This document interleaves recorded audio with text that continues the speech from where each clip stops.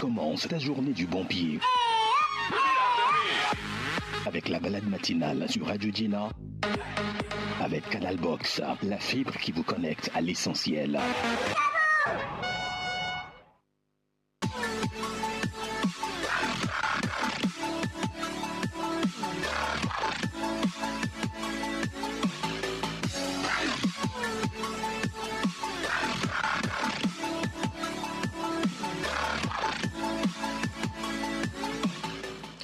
Il est 8h sur Radio Gina et c'est l'heure de la balade matinale. C'est un plaisir de vous retrouver après un week-end bien relaxant et bien reposant. J'espère que vous avez eu le temps de trouver l'inspiration nécessaire pour cette semaine et aussi que vous vous êtes offert de bons moments entre amis ou encore en famille. Bienvenue dans la balade matinale. Cette semaine, je nous souhaite plein de semences méritées. Voilà, c'est-à-dire ce que vous aurez semé, vous allez le récolter certainement plus tard. Alors, je nous souhaite plein de semences méritées et que nos projets se réalisent. Je vous installe confortablement dans la balade matinale et on se retrouve. Comment est-ce qu'on peut souhaiter que nos ennemis se portent en bonne santé? Parfois, j'ai du mal à comprendre King Benson, mais en même temps, c'est pas faux. Qu'ils soient en bonne santé et qu'ils nous voient réussir, en tout cas si nous réussissons. Voilà, c'était la chanson de Bienvenue avec le grand King Manson. Maintenant que vous êtes bien installés, on va passer aux choses sérieuses. On commence tout d'abord avec une bonne recette. Pour démarrer cette semaine, je vous propose un bol fraîcheur poulet et crudité. Alors, pour cela, vous aurez besoin de 100 grammes de laitue de votre choix. Ça peut être des choux ou encore des choux roses. Je sais pas, c'est vous qui choisissez. Vous décidez de la laitue que vous voulez et vous en achetez pour 100 grammes. 150 grammes de poulet blanc, un demi-concombre, une carotte râpée, 100 grammes de tomates cerises, de la sauce yaourt, citron et nous passons à la préparation. Ce sera très rapide la préparation. Alors vous coupez le poulet ou les poulets en dés, poulet pré-cuit bien sûr en dés. Vous préparez les crudités selon ce que vous aimez. Vous pouvez y ajouter des oignons pour ceux qui aiment les oignons, du poivron et tout ce qui va avec. Ensuite, vous disposez la laitue. Voilà, le poulet au préalablement coupé en dés, les légumes également coupés en dés dans un bol avec la sauce yaourt. Vous mélangez le tout et vous présentez. Je précise que c'est un bol fraîcheur, donc c'est à déguster frais. En même temps que vous l'avez préparé, vous dégustez cela en même temps parce que quand vous laissez encore pour un temps, ce n'est plus un bol fraîcheur et d'ailleurs les légumes qui ont été assaisonnés avec la sauce yaourt n'auront plus le même goût, la même saveur ou encore le même effet comme on le dit sur notre organisme. On le dit toujours ici, 5 fruits et légumes par jour avec ce bol fraîcheur dégusté en début ou en fin de journée. Vous aurez quand même les légumes nécessaires, quitte à vous de rajouter par après les fruits qu'il faut. Attention, il y en a aussi qui prennent de la pomme, voilà, pas la pomme de terre, la pomme elle-même qu'ils coupent en dés et mettent également dans ce bol fraîcheur poulet et crudité. Donc, comme je le dis toujours, à vous de voir et voilà, c'est prêt en moins de 15 minutes. Vous pouvez faire 1, 2, 3 portions que vous dégustez tout au long de la journée. Ça vous permettra de faire le plein de calories. Alors avec juste ce petit plat, imaginez-vous que vous avez 320 kilocalories en une seule portion. Donc il sert plus à rien de rater ce bol fraîcheur. Je vous propose de le faire à la maison. Bonne dégustation, surtout, et revenez nous dire après ce qu'il en est. Alors, la rentrée a commencé, ça fait un bout de temps déjà, et nos tout petits sont installés, les grands également sont installés. Et ce que nous avons constaté en cette rentrée, c'est que le CM1 et le CM2 auront désormais, 2 enseignants. Voilà, les élèves n'auront plus un seul enseignant polyvalent, mais ce sera 2. Voilà, pour ces 2 classes, CM1 et CM2, une mesure annoncée par le ministre des enseignements primaires et secondaires, Komlan Dodji Kokoroko, avant qu'il ne soit muté. au ministère de l'Environnement. L'objectif étant de réduire le taux élevé de redoublement en classe de 6e parce que l'on constate que ces élèves, lorsqu'ils atterrissent en 6e, n'ont plus de repères. Alors, nous allons parler de ce qui a été décidé par l'ex-ministre des enseignements primaires et secondaires ce matin avec un enseignant bien avisé que nous attendons toujours en studio. Pour l'instant, je vous propose de faire une pause. Elle est très courte. On se retrouve tout de suite. Nous sommes de retour sur le plateau de la balade matinale pour parler de ce qui a été décidé par l'ancien ministre des enseignements primaires et secondaires, comme l'on dit Kokoroko, en ce qui concerne le CM qui a ou qui aura désormais 2 enseignants depuis cette rentrée. C'est effectif. Ce n'est plus un enseignant pour le CM, mais 2. Alors, pour en parler, nous avons Aimé Souglima. Il est enseignant, journaliste, interprète. Il est sur le plateau de la balade matinale avec nous. Bonjour, monsieur. Bonjour, madame. Comment allez-vous? Je vais super, vous-même? Alors, la semaine, elle a bien démarré? Elle a bien démarré, comme vous pouvez le voir. D'accord, merci. Merci surtout d'être au rendez-vous matinal. C'est un plaisir. Dites-nous, cette mesure prise par le ministre Kokoroko, comme quoi il doit y avoir 2 enseignants au CM, qu'est-ce que vous en pensez d'abord? D'abord, je vais commencer par une petite anecdote. Oui. Samedi dernier, je discutais avec une dame qui a sa fille qui fait ce qu'on appelle CI maintenant, seconde année de CI. Alors, la dame disait que la fille pleurait à chaudes larmes, qu'elle ne voulait plus retourner cette année à l'école. Wow, pourquoi? La question, moi aussi, c'est la même question que je lui ai posée. La réponse, c'était que la tata était très, très dure avec elle l'année dernière. Donc, elle a tellement subi. Elle a été traumatisée, en fait. Traumatisée, voilà, qu'elle ne voulait plus retourner, à moins que ça soit un autre enseignant. Wow. Figurez-vous que dans cette école-là, je ne vais pas donner de nom, il y a 2 enseignants par classe au niveau de CI. Mais il s'est fait que, au début de l'année dernière, l'autre, la seconde enseignante, c'était une dame, bien sûr, elle était tombée malade et c'est l'autre qui a conduit les enfants durant toute l'année. Et donc, l'enfant a tellement subi qu'elle ne voulait plus recommencer l'école. Et, tenez-vous bien, elle exigeait que ce soit la seconde qui était tombée malade qui soit là avant qu'elle ne retourne à l'école. Ça veut dire que l'autre était plus gentille, plus douce? Apparemment. Donc, on a essayé de comprendre cela.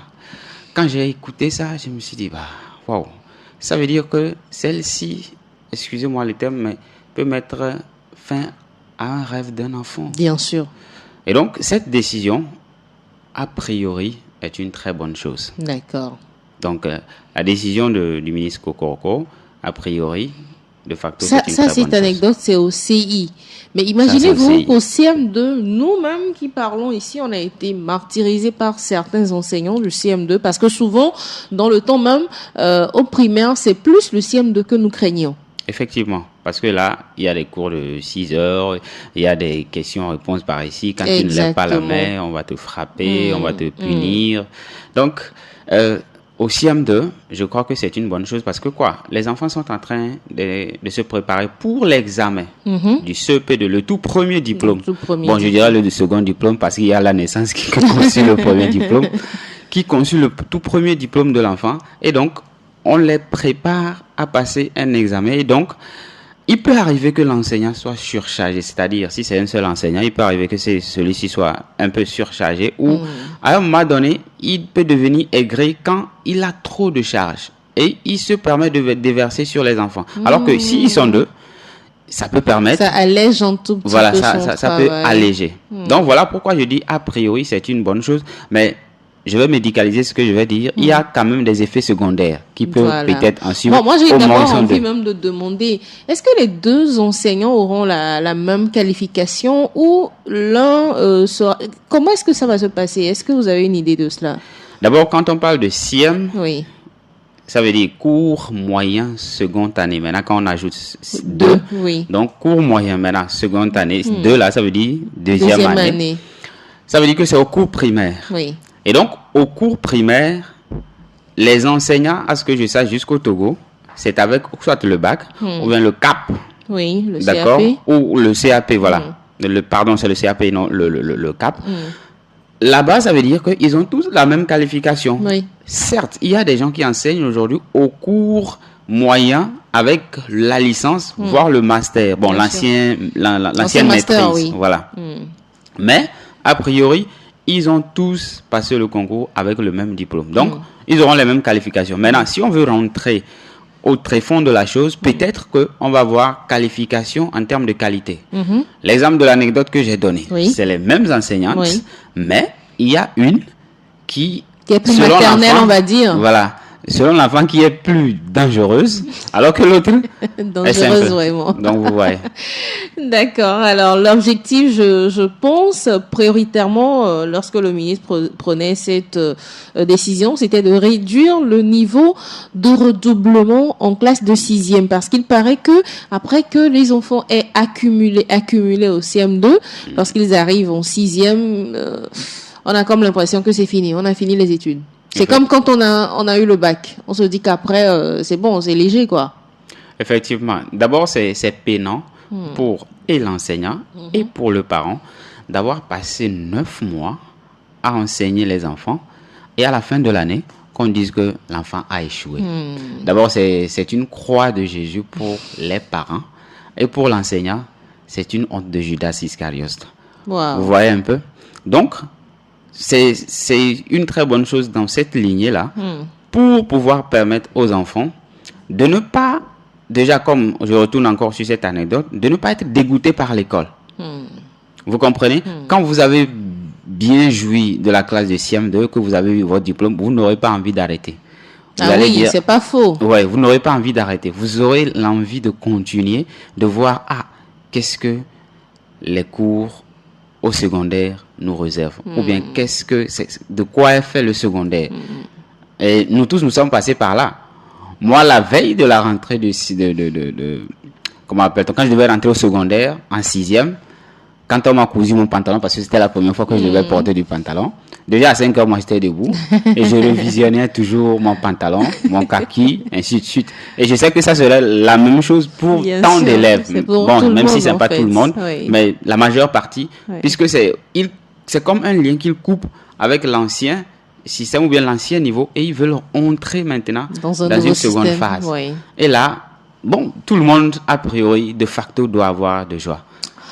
En tout cas, je pense que c'est cette joie-là que le ministre voulait prioriser. C'est lui également qui avait décidé des classes sans bâton, c'est-à-dire on ne tape plus les élèves dans les établissements scolaires. Et c'est lui également qui a amené ces petits congés de détente dans l'année scolaire. Est-ce à dire que véritablement l'enseignement au Togo est sur la voie de la modernisation? Voie de la modernisation, je ne saurais le dire, mais ce que je puis dire et ce qui est sûr, c'est que ça aide les enfants à se ressourcer. Bon, quand la décision était sortie, je travaillais dans un média en ce moment. Moi, j'avais produit même un magazine là-dessus. Au cours de la discussion, j'ai eu à entendre... Certains ont dit non, c'est de copier-coller de la France. Copier-coller. Oui, parce que c'est en France, on parle de congé de détente. Mais depuis, nous sommes dans le copier-coller, non? Voilà. Bon, maintenant, cette fois-ci, on en fait de trop. Et donc, moi, je me suis dit, oui, même si c'est de copier-coller, est-ce que, ça aide les enfants ou pas? Est-ce que, 2, ça permet aux enseignants de se ressourcer mieux ou pas?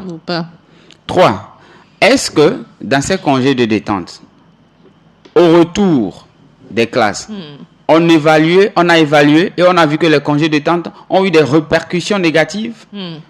Si vous avez pu répondre oui à ces 3 questions, là, moi, je peux vous comprendre. Mais copier-coller ou pas, moi, ce que je sais, premièrement, c'est une bonne chose. Comme je le dis toujours, il y aura toujours des effets secondaires. Je médicalise encore mes termes. Il peut y avoir des effets secondaires, c'est-à-dire le mauvais côté de la chose. C'est-à-dire il y en a qui pourront trop s'amuser et oublier carrément le cours. Non seulement ça, il y a ce que nous appelons, bon, les psychologues vous diront, il y a ce que nous appelons les quotients d'intelligence. Oui.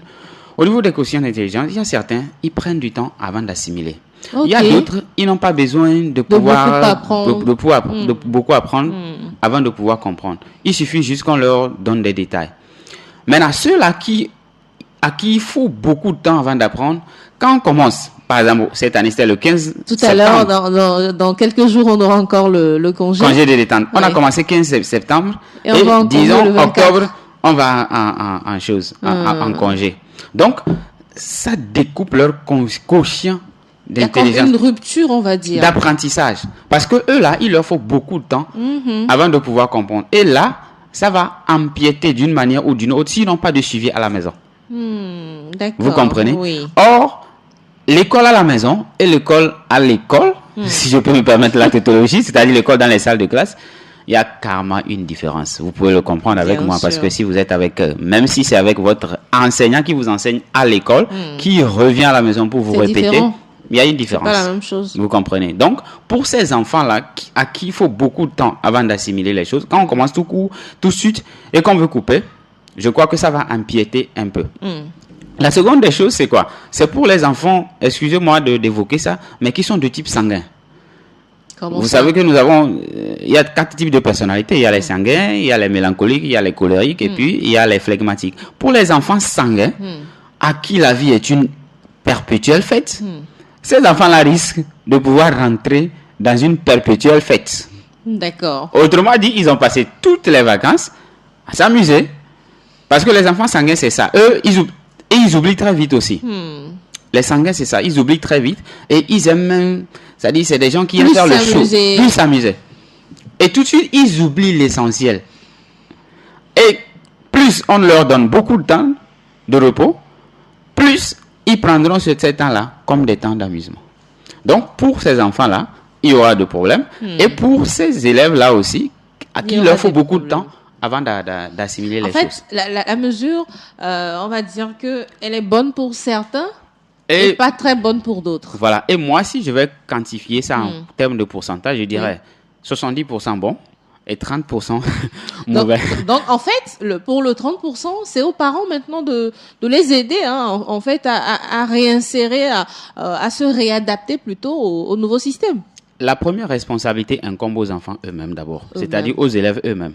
Maintenant, quand je dis élèves, ceux de cours primaire, bon, c'est des innocents, ils ne savent pas ce qu'ils font. Ouais. Il y a Même des aujourd'hui, enfants. jusqu'au collège, ils sont encore très bébés. Hein. Voilà, Oui. il y en a aussi parce qu'il y a des enfants qui vont au collège à l'âge de 9 ans. 9 ans, voilà. Donc, ça aussi, c'est un autre cas. Mais déjà, troisième, en allant, la première responsabilité vous incombe. Si vous savez que vous avez le BEPC à À passer, passer. votre tout premier diplôme secondaire à passer, si vous êtes au lycée, que vous savez qu'il y a le bac 1 ou le bac 2 qui vous attend, c'est à vous de savoir que c'est plutôt ce moment-là qu'il faut prendre pour mieux comprendre les choses que je n'assimile pas vite. D'accord? Mais comme je l'ai dit tout de suite, pour les enfants sanguins, il leur sera compliqué.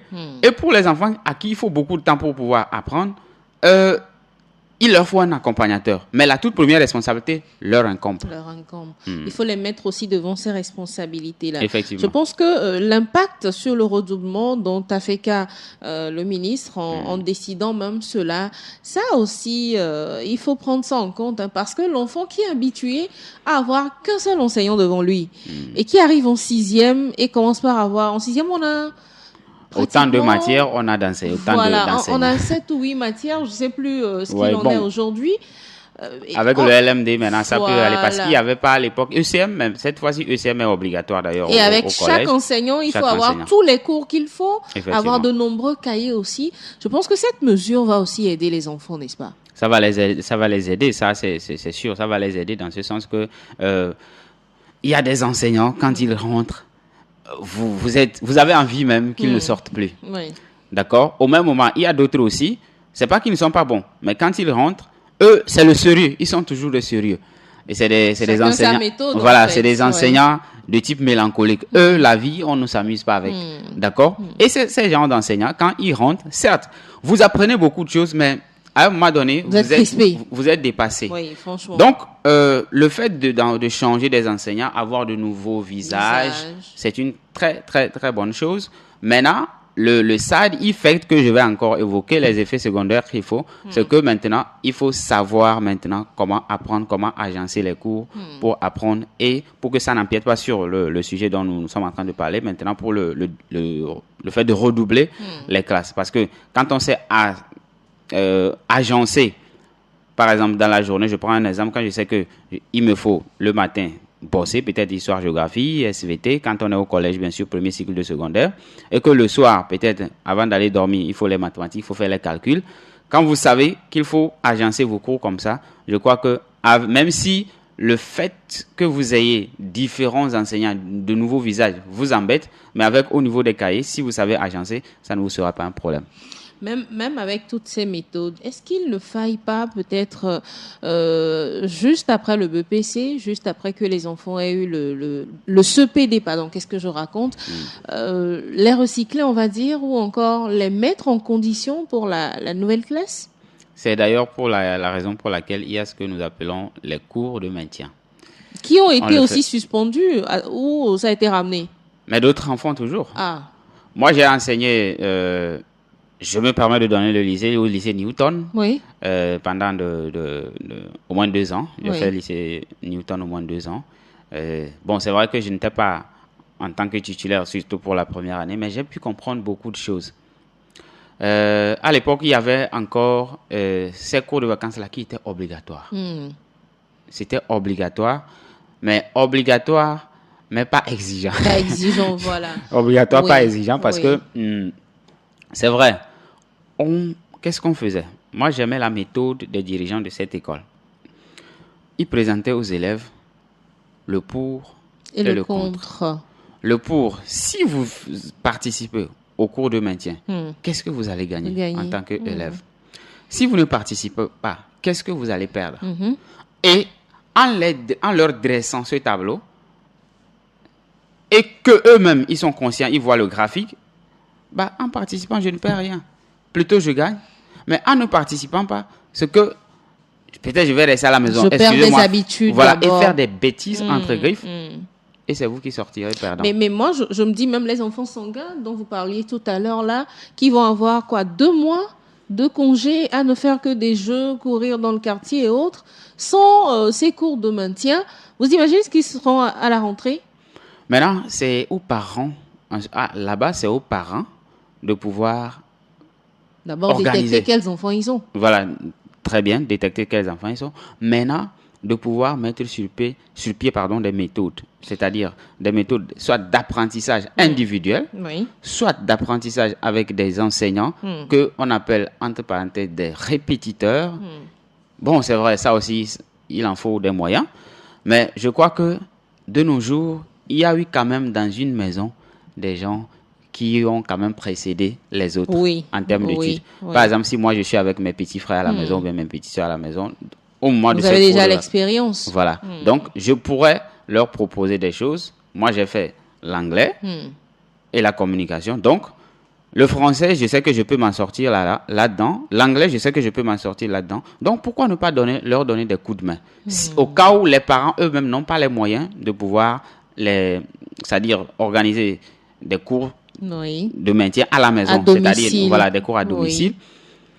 Vous pouvez quand même faire recours aux grands frères ou bien aux grandes sœurs. Ou même dans le quartier.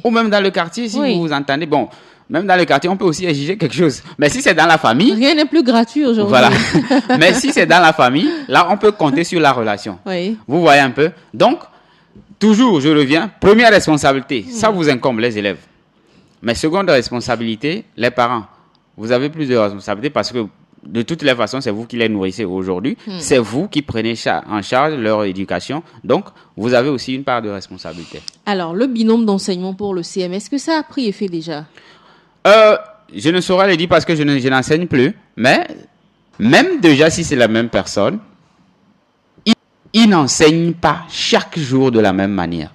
Il y aura toujours une partie qui ne sera pas, c'est-à-dire conforme, peut-être au cours d'hier. Maintenant qu'ils sont 2, donc il y aura forcément des divergences d'enseignement. Chacun a fait sa formation. Et surtout, vous l'avez dit, il y a une petite fille qui préfère son autre tata. Les enfants aussi, par après, ne vont pas créer cette... Non, moi je préfère monsieur, c'est-à-dire monsieur tel me donne mieux les cours, ou encore lui il ne donne pas trop d'exercices. Voilà, les enfants vont après commencer par préférer un enseignant à l'autre, et ça peut créer des conflits avec les enseignants eux-mêmes. Forcément, il y aura de la part des enfants des préférences. Maintenant, les enseignants entre eux-mêmes, bon, moi je dis qu'ils sont matures. Parler de conflits entre eux, je ne saurais le dire et je ne vais même pas penser ainsi. Mais peut-être que eux-mêmes, ils se sentiront un peu diminués. Un peu diminués dans ce sens. Comme vous l'avez dit au début, ils sont tellement habitués à dispenser les cours que seuls. Et moi, là où je vois leur diminution, c'est au niveau de la paresse. Peut-être une paresse peut s'installer. Parce qu'on se dit, bon, voilà, à la veille, on dit, bon, de toutes les façons, si je n'ai pas pu préparer les fiches demain, il y a l'autre qui va intervenir, bon, il va le faire. Et l'autre aussi va penser ainsi. Vous voyez? Et vous vous retrouvez à deux sans avoir rien préparé. Sans avoir rien préparé. Et c'est ainsi que la paresse commence par s'installer entre vous. Et c'est là où la naissance de cette diminution commence. Vous vous diminuez intellectuellement et vous vous diminuez même physiquement. Donc voilà ce que ça peut peut-être donner là-bas. Est-ce que vous pensez que cette méthode peut marcher dans les établissements privés où ce sont les fondateurs d'écoles eux-mêmes qui se tuent pour assurer parfois les mensualités de leurs enseignants, parce qu'on se dit que les frais de scolarité ne couvrent pas totalement ces frais-là. Effectivement, ça c'est sûr. Même si les enfants des écoles privées payent assez volumineux par rapport aux enfants des écoles officielles, il faut comprendre qu'à un moment donné, ça devient très lourd. Parce que Newton, dont j'ai cité, c'était une école privée. Et pécuniairement parlant, je sais ce que c'était là-bas. Même si c'est un seul enseignant, à un moment donné, des aérés, c'est comme ça. Ah oui. Maintenant, deux enseignants dans les écoles privées, il serait très, très compliqué. Je pense que cette mesure doit avoir un accompagnement de la part du gouvernement, parce que c'est pas évident. Et forcément, il faut ça. Sinon, les enseignants des écoles privées surtout vont craquer. Ça, c'est sûr. Alors, la question se pose dans les établissements privés. Je pense que c'est là que le problème va se poser. Parce que quoi qu'on pense à bien aux enfants, sans moyens, on ne peut pas faire tout ce que nous disons ici. C'est pas possible. Alors, depuis ces nouvelles méthodes copiées de l'Europe, on va dire que l'ancien ministre des enseignements primaires et secondaires a apporté au Togo. Est-ce qu'il y a une amélioration par rapport au niveau de l'enseignement, au niveau de connaissances que les enfants vont acquérir à l'école? Est-ce qu'il y a une amélioration selon vous? Je me permets parce que le jour-là, c'est moi-même qui l'avais interviewé, je me permets de le citer. Il disait, je cite, et apparemment, lui-même, il a eu à citer quelqu'un, l'école togolaise, soit on l'aime ou on la quitte. Ça venait de l'ancien ministre Doji Komlan Kokoroko. L'école togolaise, soit on l'aime, soit on la quitte. Et ça avait fait des polémiques entre les communicateurs. Certains disaient que bon, voilà, il a copié l'ex-président français Jacques Chirac qui disait la France, on l'aime, on la quitte, nanani, nanana. Mais il faut avoir le courage de le dire. De nos jours, il y a beaucoup, beaucoup d'améliorations dans le système éducatif togolais. Il y a beaucoup d'améliorations qui ont été faites, non seulement par rapport à cette méthode qu'il avait introduite, mais le système APC, si je me rappelle bien, c'est avec son avènement qu'il y a eu ce système. Et c'est vrai, ça désavantage un peu à certains niveaux, mais au prime abord, moi, ce que j'ai vu dedans, c'est le système anglo-saxon. Et on peut le dire haut et fort, le système anglo-saxon a toujours été le meilleur. C'est-à-dire quoi? Je prends l'exemple. Tout de suite, quand vous m'avez invité, vous ne m'avez pas donné de questionnaire à suivre. Je n'ai pas eu de quoi que ce soit comme voilà la première question, voilà la seconde question. Mais vous aviez juste une idée? Une idée de ce que nous allons parler. Et quand vous venez, on vous pose des questions, vous donnez ce que vous avez et c'est typiquement ce que vous êtes. Exactement. Donc, c'est ça le système anglo-saxon. Et moi, c'est ce que je vois avec le système APC que M. Doji Kokoroko a introduit. Et ce système, ça permet aux élèves de donner ce qu'ils ont en eux. Voilà. Je n'enseigne pas officiellement, mais je forme même des professionnels. Et je vois en fait ce que c'est quand vous préparez les gens psychologiquement d'avance et qu'ils viennent, ce qu'ils font. Et quand vous ne leur préparez pas, vous ne les préparez pas, excusez-moi, psychologiquement avant qu'ils ne viennent. C'est-à-dire quand vous ne leur donnez pas le sujet en amont. Quand ils arrivent. Pas des questionnaires, mais dans le système éducatif, des exercices. parce que je forme en anglais, quand mes étudiants, je leur donne un sujet, souvent les sujets de débat, quand je donne un sujet en l'air, sur table, sans aucune préalabilité, ce que ça donne, je vois. Et quand c'est un sujet aussi si préparé, ce que ça donne, et puis je vois aussi. Donc, et je crois que ce système, il est efficace pour vous? Il est très efficace. À mon avis, à mon humble avis, c'est le système qui est très efficace. Parce que quoi? En ce moment, vous dégagez ce que vous êtes même. Et maintenant, s'il y a des failles, le formateur peut détecter rapidement là où vous êtes faible. Et c'est facile de vous aider à pouvoir remonter la pente. Et en matière d'évaluation, ça les aide aussi? En matière d'évaluation, au prime abord, ça ne les aide pas parce que quoi? Tout de suite, ils sortent, ils ne savent pas ce qu'ils sont et ils donnent, selon vous, ce que vous attendiez d'eux. Ce n'est pas ce que ça va donner. Maintenant, tout de suite, quand vous leur redonnez le même sujet, vous les aidez à monter la pente au niveau de leur faille. Oui. Vous leur redonnez le même sujet, les résultats sont waouh. D'accord. Et d'ailleurs, les enseignants, ceux qui enseignent officiellement aujourd'hui peuvent en témoigner. Le système APC, ça fait que les élèves eux-mêmes, d'abord, ils donnent, je le redis encore, ils donnent ce qu'ils ont, mais ils donnent surtout et surtout des efforts pour se cultiver. Je donne un exemple tout à l'heure. Simple question. Quand vous dites, cette eau, c'est cher, je ne peux pas payer. Un autre élève vient et dit, comment je peux faire pour payer cette eau? C'est cher. Lui, il trouve une solution en même temps. Voilà.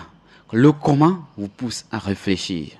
Le comment vous pousse à pouvoir entrer dans vos zones d'ombre pour les éclairer et faire sortir de quelque chose de rayonnant. C'est de ça d'ailleurs qu'est fait la vie.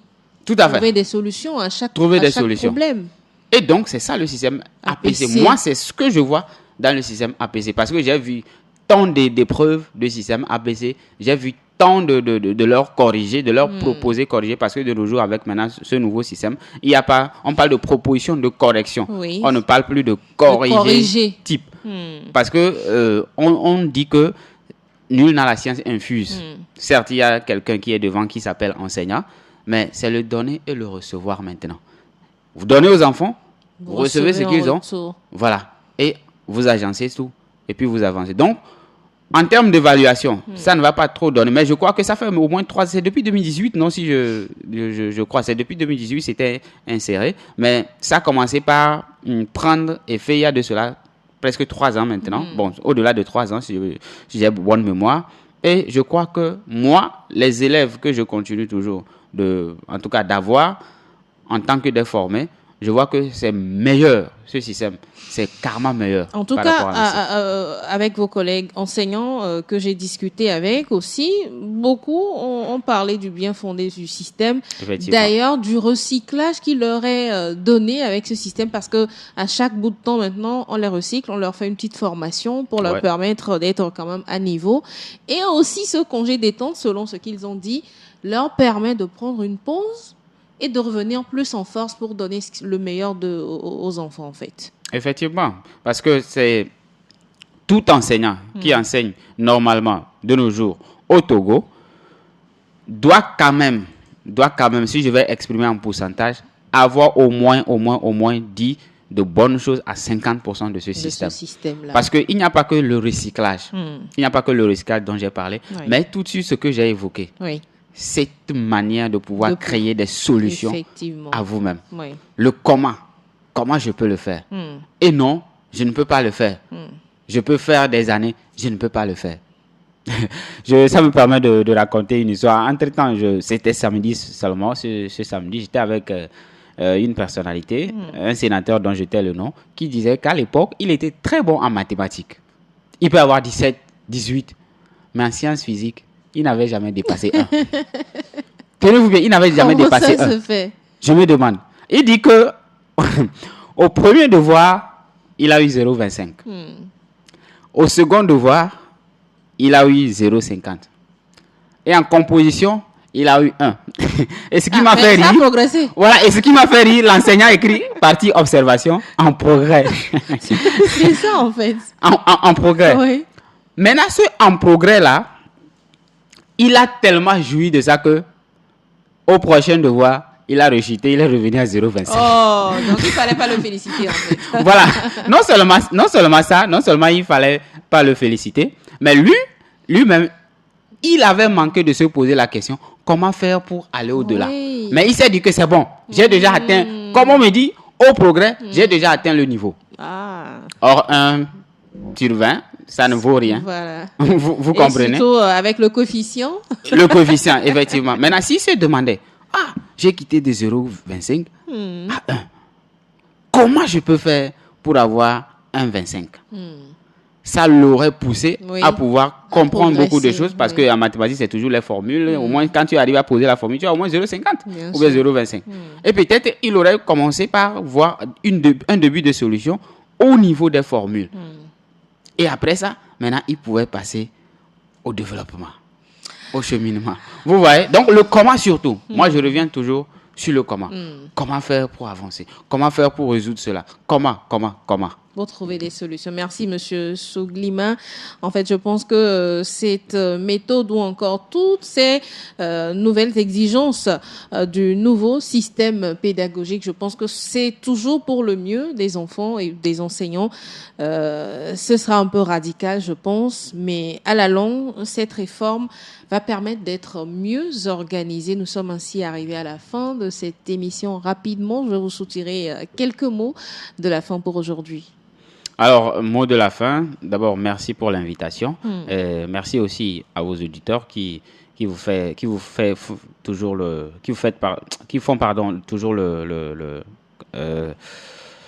la confiance, voilà, qui vous suivent toujours. Oui. Je vais dire quelque chose aux enseignants. On dit toujours l'enseignant, c'est toujours un apprenti ambulant.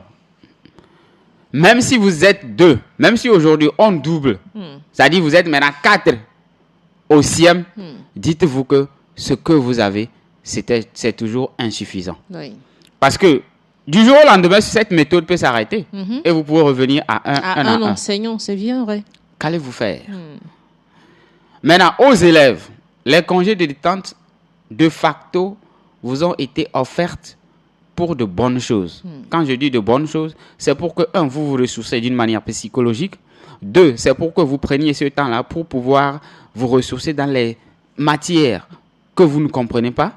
Certes, j'ai évoqué ça tout à l'heure. Il y a certains élèves, il faut beaucoup d'analyse, il faut beaucoup de temps avant d'apprendre. À ces élèves, je dis ceci. Vous êtes, je l'avais dit, la toute première responsabilité vous incombe. Et ce que vous devez faire, n'attendez personne. Ne prenez pas dans votre tête qu'il y a des congés de détente. Faites comme si de rien n'était et restez mentalement dans ce système-là, c'est-à-dire de cours, qu'il n'y a pas de congé.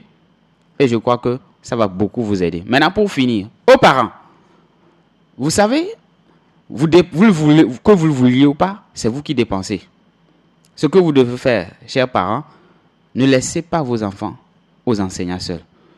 Arrivez à la maison, c'est vous qui les nourrissez. Vous avez la responsabilité de demander qu'est-ce que vous avez fait aujourd'hui. Même si vous venez tard dans la nuit, demain très tôt le matin, demandez de compte aux enfants. Merci. Merci, Monsieur Aimé Souglima, enseignant, journaliste, interprète, d'avoir creusé ce sujet de 2 enseignants au CM avec nous. Je pense que tout a été dit. Qu'est-ce que je vais encore dire en guise de conclusion? Je pense qu'à tout un chacun de pouvoir se réapproprier ce système. C'est vrai qu'on fait du copier-coller, mais quel est le bien fondé de ce copier-coller? Je pense que c'est cette question que nous devons nous poser tous. Je vais vous retrouver mercredi pour un nouveau numéro de la balade matinale. D'ici là, passez une agréable semaine. Vous venez de suivre la balade matinale, votre dose d'énergie et de bonne humeur avec Canal Box, la fibre à toute vitesse.